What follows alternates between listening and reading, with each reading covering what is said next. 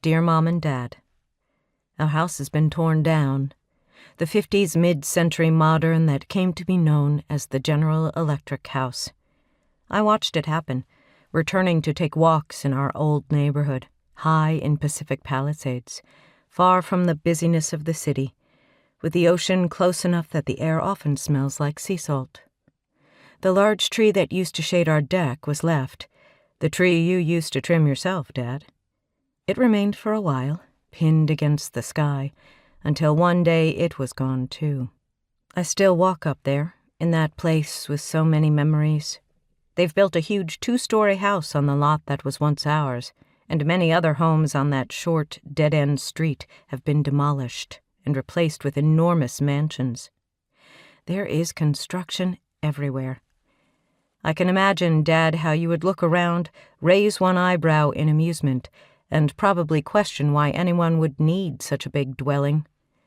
They'll get lost trying to find the kitchen, I think you'd say.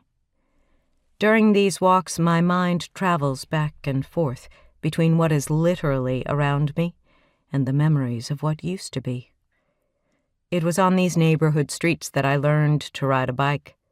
I would take our dog, Lady, a shepherd we rescued after we found her abandoned, and walk her to the end of the cul-de-sac, where the reclusive man who didn't like kids lived behind a huge wooden gate, his house hidden in a grove of oak trees.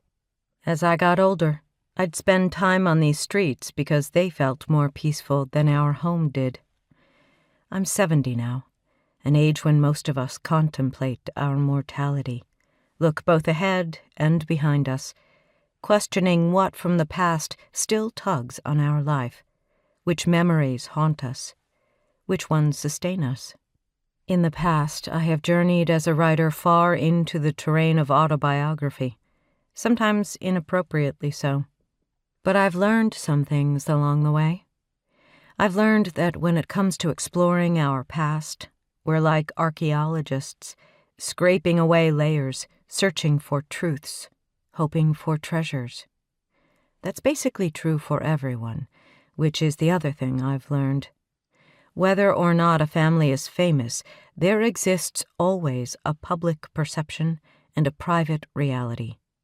Maybe it's the neighbors or a circle of friends and acquaintances who have opinions, pass judgments, without really knowing the inner workings of that family. In our case, the whole world was looking in, observing, commenting. In his play, Angels in America, Tony Kushner writes, "The Reagans only speak to each other through their agents." Not completely true, but close enough. There was no way to hide the distance and dissonance in our family, even when we came together for carefully planned photo ops.